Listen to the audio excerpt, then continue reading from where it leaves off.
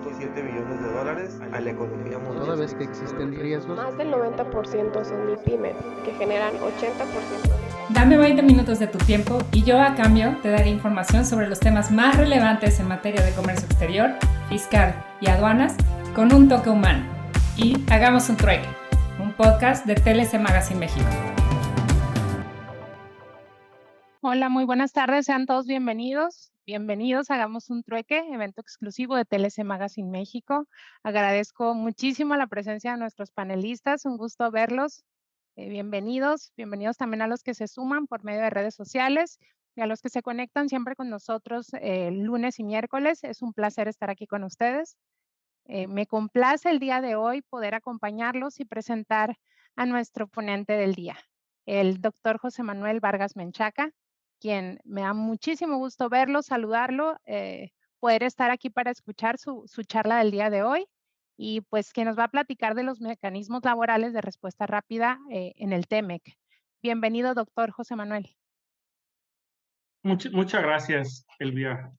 Muchas gracias también por la oportunidad de estar aquí. Le agradezco a la maestra Daniela Martínez, a ti, maestra Elvia Cohen, y a la licenciada Magdalena Jiménez. Así mismo me congratulo de estar aquí con mis amigos, mis queridos amigos, el doctor Máximo Carvajal Contreras y el vistadoral Gabriel Béjar, quien estimo también de manera importante. Muchas gracias por la oportunidad.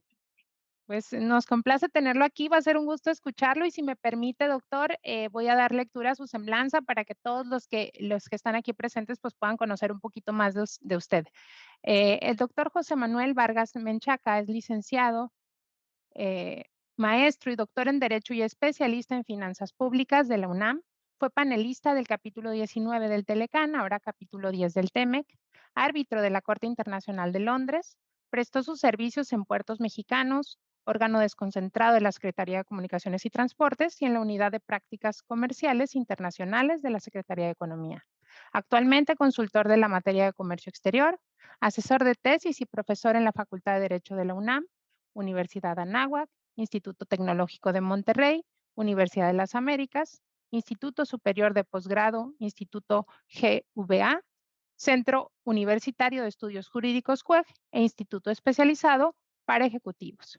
Miembro de la Barra Mexicana de Abogados, del Colegio de Profesores en Comercio Exterior en la UNAM, del Ilustre y Nacional Colegio de Abogados de México, presidente de la Comisión de Comercio Internacional del Instituto Mexicano de Contadores Públicos, vicepresidente de la Comisión Jurídica de CONCAMIN y vicepresidente de la Comisión de Cumplimiento de Comercio Exterior y Aduanas. Pues sin más preámbulo, le cedo la palabra, doctor José Manuel, conoce ya la dinámica, nos da mucho gusto recibirlo nuevamente y pues ya tiene los controles en caso de que usted quiera proyectar. Y pues al final damos unos minutos para las preguntas de los panelistas, o bien si usted quiere ir dando lectura a algunas durante el desarrollo de la charla, adelante, los micrófonos son suyos. Así es, preferiría agotar toda la exposición, les pediría por favor a los asistentes que tomen notas de sus preguntas, yo voy a intentar en la medida de lo posible responder todas y para efectos de la exposición establecí básicamente 3 objetivos. Como muchos de ustedes saben y me conocen, nunca leo lo que está en las presentaciones. Les pido que entonces me escuchen y adicionalmente lean las imágenes. Entonces, para lograr estos 3 objetivos, dividí en 5 apartados, más o menos alrededor de unas 15 imágenes de contenido. Mi propósito es resaltar algunas cosas importantes del mecanismo laboral y obviamente entrar al plato fuerte, que sería comprender por qué existe el mecanismo y luego qué nos depara la primera solicitud de panel relacionada con Mina San Martín, perteneciente al Grupo México, que en el último mes ha dado la nota para los comunicadores. Comienzo entonces con la exposición. Por un lado, entender que para Estados Unidos hay una importante preocupación de que los países que fabrican mercancías que son exportadas al territorio estadounidense Perdón, doctor. cumplan. Perdón, no sé si me Sí, nos puede ayudar a hacerlo en pantalla completa nada más. Gracias, Isaí. sí. Me dicen de nuevo, por favor, por aquí ya empezó a llover y me parece que también se está metiendo ruido. Adelante. No se ve ahorita en pantalla completa, se ven las diapositivas, las de miniatura a un lado, todavía no está en pantalla completa. Ah, de acuerdo. Y no se alcanzan a leer porque las puse en una letra suficientemente amplia. Eh, sí tienen buen tamaño en este monitor, en dado caso que las quieran mantener así, Sí, sí se alcanzan a leer. Ok, exacto, exacto. perfecto, doctor. Están en tamaño 22, que es una letra suficientemente grande, y con la idea de poder ver también aquí a ustedes y a mis colegas, y no invadir toda la pantalla. Entonces, decía, ha sido una preocupación de los estadounidenses que Pero los ya países dejaste que de realizan... compartir, perdón, José Ahorita no se Manuel. está Ya, compartiendo. ya dejaste de compartir. Adelante, doctor, ¿me iba a comentar algo?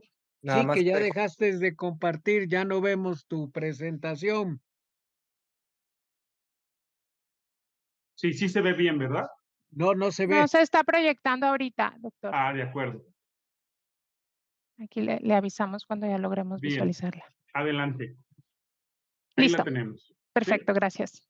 Bien, entonces, les decía, estos países que exportan mercancías a Estados Unidos a veces no cumplen con una serie de requisitos mínimos laborales. Alguien podría pensar en los países del bloque asiático, pero también en los países latinoamericanos la eficacia, el cumplimiento de las leyes laborales, al menos en la visión de Estados Unidos, no es la adecuada. Y por eso, desde más o menos el año de 1992, que se planteó la suscripción del Telecan, los estadounidenses promovieron un acuerdo, el cual aceptó Canadá y México, que se denominó ACLAN. Se le identificó como un acuerdo paralelo y ustedes observan ahí varios de los propósitos para esos efectos. Entre ellos, algo que ha sonado en los últimos meses es que no exista el trabajo forzado y que haya condiciones adecuadas en el supuesto de que se lleve a cabo trabajo infantil. Asimismo, lo que se le conoce en derecho colectivo laboral como el derecho de asociación y la oportunidad de negociar los contratos colectivos y, en su caso, los contratos ley. Llama la atención también que en ese ACLAN había la intención de que hubiera una protección de los trabajadores migrantes. Y obviamente aquí parecería una buena jugada de la parte mexicana, porque obviamente tenemos más trabajo migrante de México a Estados Unidos que a la inversa. Como saben, ese ACLAN, si bien es cierto, se notaba como una gran oportunidad de que los tres países trabajaran de manera conjunta en la materia laboral, los resultados que tuvieron no fueron los esperados. Por un lado, si bien es cierto, se promovió la creación de una estructura, como la ven en el segundo párrafo de la imagen, y se acordó que existieran al menos una oficina en cada uno de los tres países. Esto no fue suficiente. Quiere decir que el impulso, como muchas cosas que se dieron en el Telecan, prácticamente a la vuelta de 6, 8, 10 años, se dejó morir. Y no solo por los estadounidenses, sino también por la parte canadiense y mexicana. Entonces, los logros de ese acuerdo paralelo los pueden identificar en esta imagen, el hecho de que algunos asuntos hubieran llegado al nivel de las consultas, que en términos de los mecanismos alternos de solución de controversias son identificados como la negociación y en términos de derecho internacional se les denomina consultas. Al respecto, observarán ahí los 5 puntos sobre los cuales versaron la docena de asuntos que condujeron a las consultas. Y repito, no hubo aquí un órgano supranacional, no hubo un órgano jurisdiccional que pudiera imponer a alguno de los tres países las decisiones, los resultados, los acuerdos que se pudieran haber logrado. Entonces, este es el antecedente más relevante, relativamente reciente, un poco más de 30 años, denominado ACLAN, y que obviamente termina su vigencia, al igual que sucede con el Telecan en 2020. Luego, en el siguiente antecedente, norma vigente el día de hoy, mucha gente lo sigue identificando como el TPP, pero recordemos que si bien es cierto, fue firmado en febrero de 2016, uno de los compromisos de campaña de Donald Trump hacia octubre de 2016 y luego concretado en 2017 fue el retiro de Estados Unidos de ese TPP. Fue suscrito en la administración de Barack Obama y después, repito, a él no le parecía los términos y condiciones para esa negociación con una docena de países.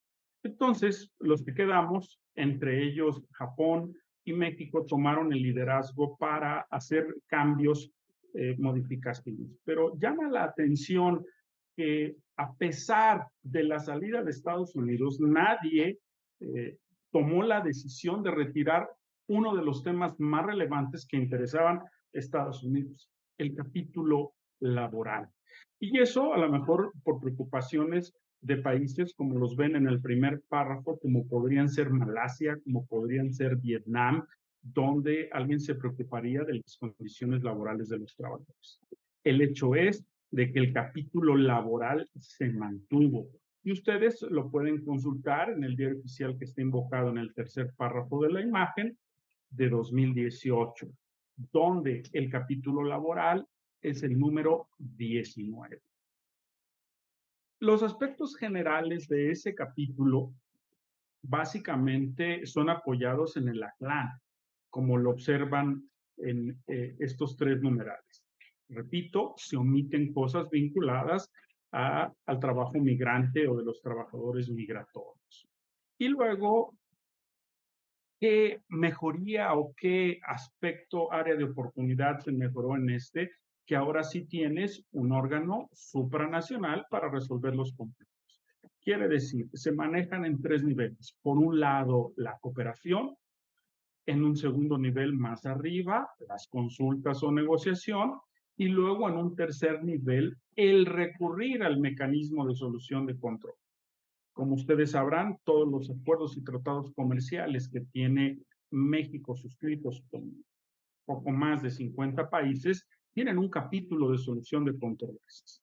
En el caso del CPTPP, como serían las siglas en inglés, o para nosotros en español, el TPAT, está previsto ese mecanismo en el número 28, capítulo 28 del TPAT. Y este mecanismo, si le hiciéramos un parangón con el TEMEC, sería un similar al capítulo 31 del TEMEC. 28 TPAT, similar al 31 del TEMEC, y repito, distinto del mecanismo laboral de respuesta rápida previsto en el TEMEC. Continúo. Entrando en el TEMEC, hay algunos elementos que no quiero que se pierdan de vista. Por un lado, que el último día de trabajo de Peña Nieto, se suscribió el TEMEC. Pongo unas fotos alusivas a ese evento que sucedió en Argentina. Alguien diría, ¿por qué si Argentina no forma parte? Pero se decidió que en un evento vinculado con otro foro comercial se aprovechara para la firma del TEMEC.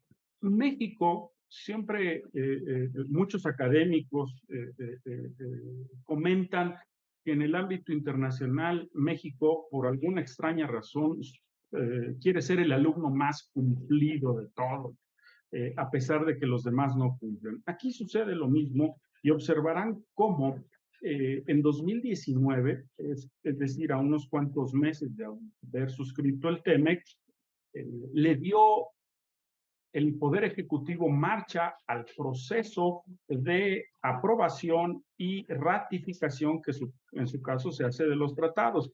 Y ustedes observarán ahí en este tercer párrafo de la imagen cómo ya para mediados del año México había, por un lado, aprobado ese tema. Lo que no se consideró, y aquí no sé por qué la mano izquierda no le dijo a la derecha lo que estaba haciendo o a la inversa, el hecho es que en 2019 se tuvo la negociación de lo que se le denomina el protocolo modificado. Desde el inicio del año, Robert Lighthizer se había contactado con Jesús Seade Curi, quien fue responsable por parte del gobierno de López Obrador de darle seguimiento desde julio de 2018 al cierre de la negociación del tratado. Y después, ya con la administración, 1 de diciembre de 2018 en adelante, fue nombrado por López Obrador como responsable de, pues diríamos, administración, aplicación del tratado. Pero curiosamente, los senadores y en general el Partido Demócrata no estaba de acuerdo con los términos en los que se había negociado el capítulo 19 del TIPA, que después se volvió relevante para Estados Unidos, y luego con el capítulo 23 del TEMEC. Entonces, durante meses estuvieron en un proceso de negociación que condujo a un protocolo modificatorio. Como ustedes saben, los que se dedican a comercio exterior, existe el cuarto de punto que desde la época del Telecán ha estado funcionando con los representantes del sector privado y a veces rondan más de 300 representantes que asisten a ese cuarto de punto. Pues resulta que en la etapa final del protocolo, a unos días antes de que se firmara, obviamente cuando Jesús Seade le reporta al cuarto de punto la existencia de este protocolo, lo hace en términos simplemente de discurso. Y el cuarto de junto le pidió compartir el texto de ese protocolo modificatorio. Para esto valga decir que la reunión previa fue un domingo en las instalaciones de la MEC, y al día siguiente los coordinadores de varias de las mesas de los 31 capítulos, 34, estuvieron presentes para revisar ese texto. Se le hicieron ver a Jesús Seade la cantidad de aspectos que eran inconvenientes para la posición de México. Sin embargo, para sorpresa de todos, 8 días después, 9 días, ya se estaba haciendo el anuncio, se estaban haciendo las invitaciones para que distintos funcionarios del sector público y privado se presentaran a firmar en Palacio Nacional ese protocolo modificatorio. Ahí en la parte superior aparece una foto de los asistentes a esa firma. Y luego, también de manera extraña, otra vez como el alumno más cumplido, ese mismo día en la tarde se genera una comunicación para que las comisiones responsables de aprobar ese documento lo revisaran. Y de manera extraña, un documento que comprende en páginas del diario oficial más de 100 cuartillas y que se las juntamos al texto del TEMEC, son otras 1000, en un espacio de 2 días. Yo sigo dudando de la capacidad de alguien para no solo leer, comprender y entender los alcances de la modificación. El hecho es, y por eso está la hoja abajo, de los 108 senadores asistentes, solo uno se opuso. Todos los demás votaron a favor. Y yo me pregunto si al día de hoy comprenderán los alcances de esto. Ahora, ¿qué pasa en ese protocolo modificatorio? El capítulo 31, mecanismo de solución de controversias, ya existía desde noviembre de 2018. ¿Cuáles son los cambios relevantes para efectos del tema que nos ocupa? Porque hay muchos más cambios, pero para el mecanismo laboral de respuesta rápida es la incorporación de 2 anexos. Y valga decir que solo se negoció uno entre México y Estados Unidos. O, de otro modo, alguien podría decir la imposición de Estados Unidos de un mecanismo laboral de respuesta rápida sobre México y una copia idéntica de ese anexo fue reproducida como el anexo 31B y por eso aparece ahí tanto las páginas donde ustedes pueden encontrar en el diario oficial que ya comenté del 29 de junio de 2020 estos capítulos y que recomendaría no solo la lectura del TEMEC, sino aquellos que quieren ver estos aspectos novedosos donde se vincula el tema laboral y el tema de comercio exterior en ese diario oficial. Ahora, ¿qué sucede en esta parte? Por un lado, ya habíamos dicho que tienes prácticamente disposiciones casi idénticas entre el capítulo 23 del TEMEC y el capítulo 19 del PIB. Pero había también otros aspectos importantes. Uno de ellos, y los laboralistas lo han manejado muchísimo, es el famoso anexo 23A. El capítulo 23 solo tiene un anexo y está hecho, perdón que lo diga así, pero con cariño para México. Lo que tienes que hacer es modificar tu legislación laboral.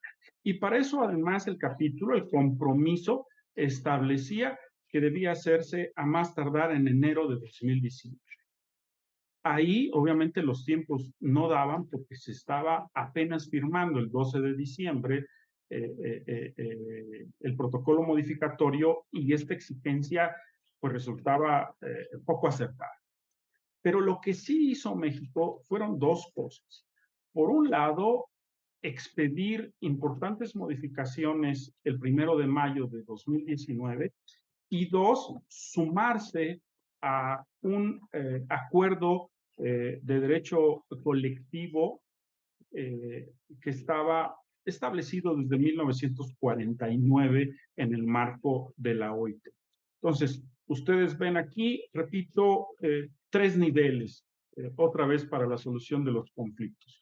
Por un lado, la cooperación, por otro lado, las consultas, y ahora, para la solución de controversias, un mecanismo que podríamos llamar ad hoc, idóneo, específico para la solución de controversias en materia laboral.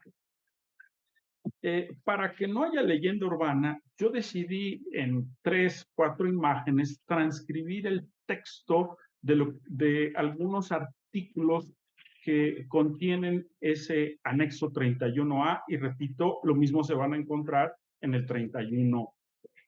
Entonces, ¿qué aspectos se vuelven relevantes para efectos de la exposición? El hecho de que puede existir en México una denegación de derechos laborales colectivos. Dos, que esa denegación debe estar circunscrita a lo que aquí se le denomina como instalación cubierta. Quiere decir, México y Estados Unidos se pusieron de acuerdo en una decena de sectores de industrias en las cuales les preocupa esa falta de cumplimiento, de respeto, de garantía de esos derechos laborales colectivos. Y en un momento dado no se limita solo a la producción de mercancías, sino también a la prestación de servicios. Y luego los sectores que se comentan identificados como instalación cubierta o también denominados sectores prioritarios, los ven ustedes reflejados aquí. Yo todavía recuerdo que algún representante de Bimbo andaba rondando por ahí porque alguien del lado estadounidense le había filtrado que también se iban a incluir los productos de panadería que tuvieran una fabricación industrial. Como ustedes saben, hoy la panadera más importante del mundo con plantas inclusive en China es Bimbo. Bimbo incluso ha comprado algunas empresas estadounidenses. Y entonces está incluida aquí.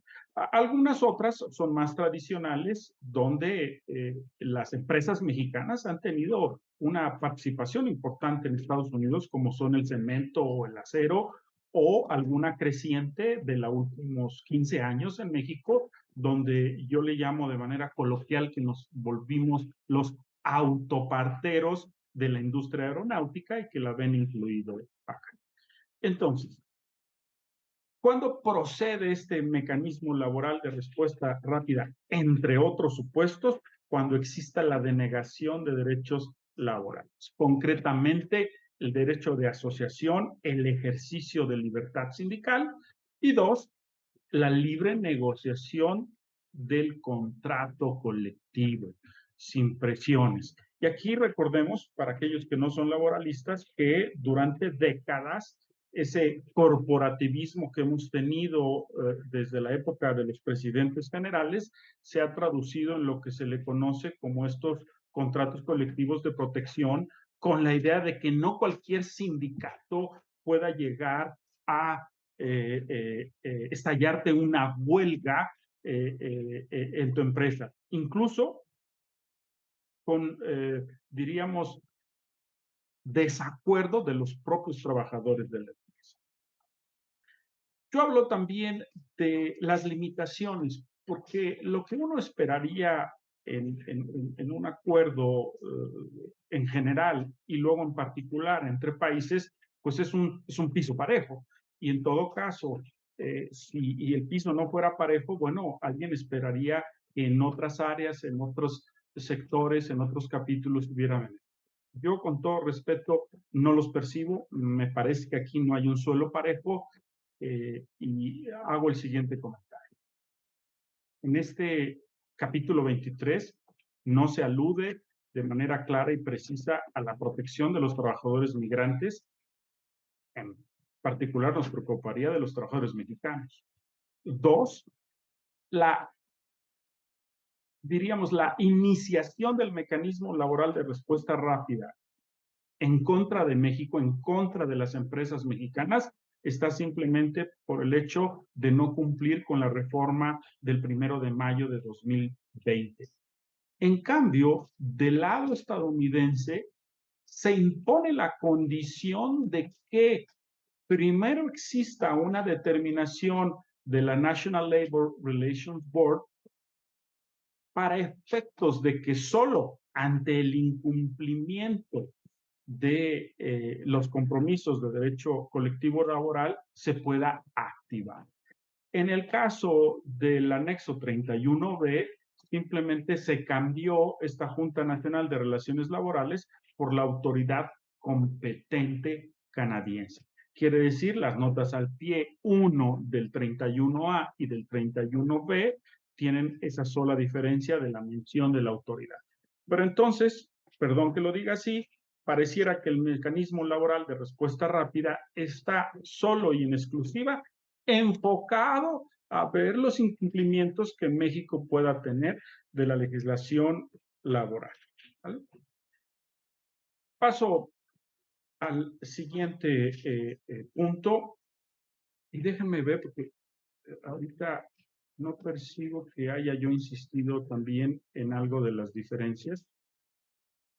Perdón que me regrese un poquito, que no vi la imagen. Sí, algo que también me faltó insistir en ese desequilibrio. Ese convenio de la OIT, que no es el único, México se ha rehusado a suscribir diversos convenios de la OIT, pero este era uno de ellos, y se hizo presionado por Estados Unidos. Y sin embargo, Estados Unidos no forma parte de ese convenio de la OIT, que como ustedes observarán, tiene ya 168 países suscriptores. Entonces, yo te pido, te obligo, te presiono a que tú formes parte de ese convenio, pero yo no soy parte. ¿Sí? Entonces, este es otro de los puntos de desequilibrio. Avanzo ahora sí. En el caso de esta mina San Martín, se identifica ya como el caso número 12. Para muchos de nosotros hemos leído en la prensa, escuchado a los comunicadores de manera verbal decir que han habido diversas pretensiones del gobierno estadounidense, concretamente del USTR, the United States Trade Representative, en relación con empresas asentadas en México que al parecer han violado estos derechos laborales de naturaleza colectiva. En el caso de esta empresa de Grupo México, se dice, por un lado, en la posición mexicana, que primer condición para que se vea afectados los intereses de Estados Unidos es que la empresa realice exportaciones a Estados Unidos. Quiere decir, ¿de qué te dueles si hubiera una violación de derechos si esa empresa no realiza exportaciones a territorio estadounidense? Punto 2. Esto que nosotros tenemos previsto en el artículo 14 constitucional que tiene que ver con la retroactividad. Quiere decir, en términos muy planos, ¿en qué te puede afectar o cómo puede cubrir un tratado cuya fecha de entrada en vigor fue 1 de julio de 2020, cuando se trata de un caso añejo sucedido con anterioridad a eso? Y aquí resulta algo relevante y por eso lo puse con negrito. Es decir, el conflicto es añejo, pero resulta que el procedimiento de huelga que estaba, diríamos, en acción durante meses, años a lo largo, pareciera haber sido violentado al haber hecho una nueva negociación para efectos de reanudar operaciones con una coalición de trabajadores distinta de la que estaba ejerciendo el derecho de huelga. Y ahí pareciera, en la visión estadounidense, que sería una violación reciente, independientemente de que el conflicto haya sucedido con anticipación a la entrada en vigor del tema. Entonces, para nosotros, diríamos, las etapas del mecanismo laboral de respuesta rápida se han cumplido. Quiere decir, la titular del USTR lo planteó al gobierno mexicano, donde tanto la Secretaría de Economía como la Secretaría del Trabajo actúan de manera conjunta. Se hace la revisión por parte del gobierno de México de la existencia o no de una denegación de derechos. La posición del gobierno mexicano fue decir no, es improcedente por las dos condiciones que ya comento, y en consecuencia la titular Katherine Tai del USTR dijo vamos adelante y entonces vamos a solicitar el establecimiento del PAN. Quiere decir que a la vuelta de 3 años de entrada en vigor del TEMEC, por primera vez vamos a tener la oportunidad de conocer el establecimiento de un PAN. Valga decir, desde la segunda reunión en el año 2021 se estableció la lista de panelistas. Así como existen un listado de alrededor de 30 panelistas para el capítulo 31, donde existe un número similar para el capítulo 10, que es el de remedios comerciales, existen también panelistas ya acordados por los 3 países para efectos de un conflicto México-Estados Unidos, un conflicto México-Canadá. Entonces, quiere decir que solo para continuar con la etapa habría que elegir a los panelistas. Adelanto también algo. Ya está sucediendo en los últimos, diríamos, 10 meses, algo que pasó en el Telecán. ¿Por qué hubieron solicitudes de panel y que los paneles no se establecieron? Pues básicamente por desinterés de las dos partes. Me explico, para tratarlo de llevarlo al día de hoy. Muchos de nosotros, finales del año pasado, nos enteramos de la conclusión del procedimiento de panel en el marco de reglas de origen en el sector automotriz. La mayoría de nosotros dedicados a comercio exterior desconocemos cuáles son los términos o compromisos de cumplimiento de Estados Unidos. Y entonces, Canadá y México, a pesar de haber ganado como resultado de la decisión del panel, no tienen una fecha cierta del cumplimiento por parte de Estados Unidos, o cuando menos no hay información pública al respecto. Luego, tenemos el caso de glifosato y maíz transgénico.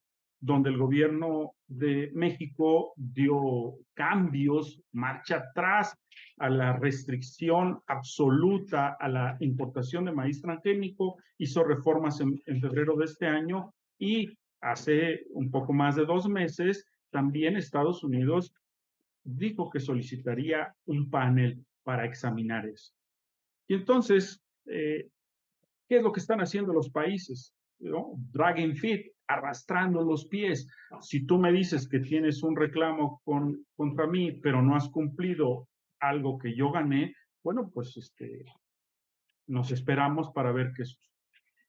En términos del mecanismo laboral de respuesta rápida, al día de hoy ya tendríamos que tener conocimiento de cuáles son los panelistas designados para efectos de este mecanismo laboral de respuesta rápida, que es un mecanismo mucho más ágil de lo que sería el capítulo 31. Y que valga decir, en mi opinión, el emitir una decisión del panel en menos de 180 días, como se hizo en reglas de origen, marca tiempos adecuados para la resolución de conflictos.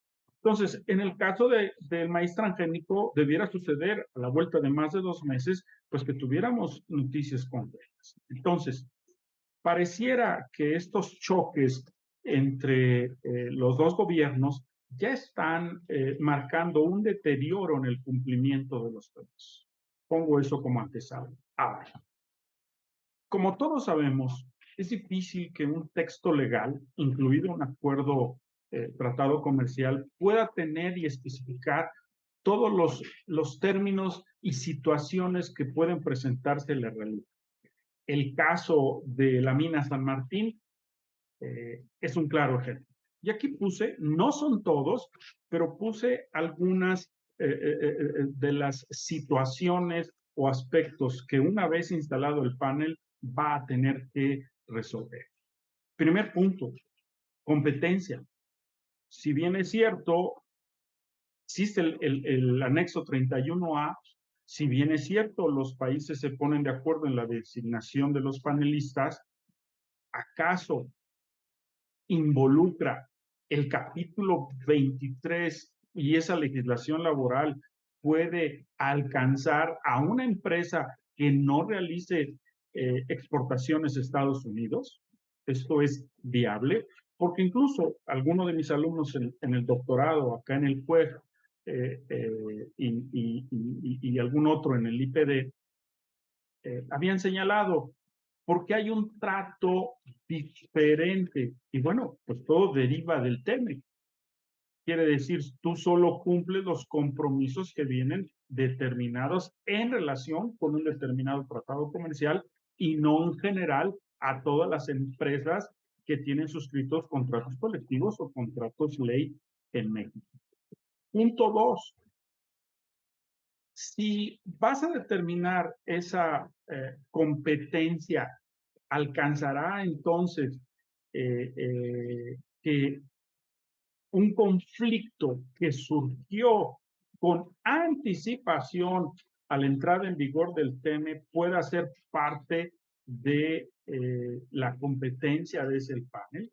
Esto es posible que ese panel tome decisiones sobre un conjunto previo y luego, independientemente de que haya surgido el conflicto con anterioridad, esta reanudación de actividades o esta renegociación, en su caso de la terminación de la huelga, se hizo o no con un sindicato o coalición de trabajadores distinto de los que habían establecido el panel.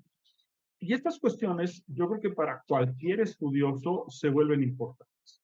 Alguno de mis amigos, el doctor Oscar Cruz Wagner, decía, lo mismo sucedió con algunos asuntos del capítulo 19 del Telecán, donde los primeros paneles tuvieron que entrar a la discusión de cuál es la competencia que tienen este tipo de órganos.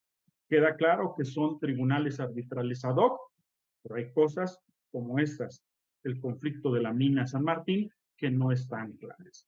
Yo con eso dejo la exposición, espero haber sido claro en los elementos que me gustaría que conocieran y procuré terminar pronto con la idea de tener oportunidad de de hacer un intercambio de preguntas y respuestas que seguramente serán muy interesantes, tanto de los panelistas. Agradezco también al maestro Alejandro Alcarle y al maestro Héctor Castro y a la doctora Guadalupe Chan que nos acompañen en el panel en el día de hoy. Muchas gracias, maestra Elvia. Correcto, doctor. Y pues bueno, nuevamente gracias a todos por sus comentarios, por sus aportaciones, por estar presente el día de hoy en Hagamos un Trueque. Muchísimas gracias, doctor Vargas, por todo lo que nos comparte el día de hoy. Siempre es un placer y un gusto escucharlo. Esperamos tenerlo pronto por acá. Y aparte, pues muchas felicitaciones en el chat. Y pues si me permite, le voy a dar lectura al reconocimiento de Hagamos un Trueque y dice, Hagamos un Trueque otorga el presente reconocimiento al doctor Manuel Vargas Menchaca, José Manuel Vargas Menchaca, por hacer un trueque en la plática virtual con el tema Mecanismo Laboral de Respuesta Rápida, el día de hoy, 2 de octubre del 2023, firmado por el doctor Octavio de la Torre Estéfano, fundador de la editorial TLC Magazine, y la maestra Daniela Martínez, directora general de TLC Magazine México. Un gusto escucharlo, un gusto estar aquí con ustedes y muchísimas gracias a todos por sumarse el día de hoy. Esperamos verlos el día miércoles. Muchas gracias. Muchas gracias. Gusto en saludarlos. Hemos llegado al final del trueque de hoy. Muchas gracias por acompañarnos. Esto fue Hagamos un Trueque vía Zoom, un evento de TLC Magazine México. Si te gustó esta plática, no olvides compartir cada evento con tus contactos, para que así continuemos esparciendo conocimiento y nos mantengamos actualizados. Encuentra todas nuestras pláticas a través de nuestra plataforma de educación en línea ingresando a www.tlcmagazinemexico.com.mx en la sección de cursos, donde podrás verlos nuevamente sin costo. Si estás interesado en algún tema específico, envíanos un mensaje a través de las redes sociales de TLC Magazine México y buscaremos un experto que pueda aclarar tus dudas. Esto fue Hagamos un Trueque.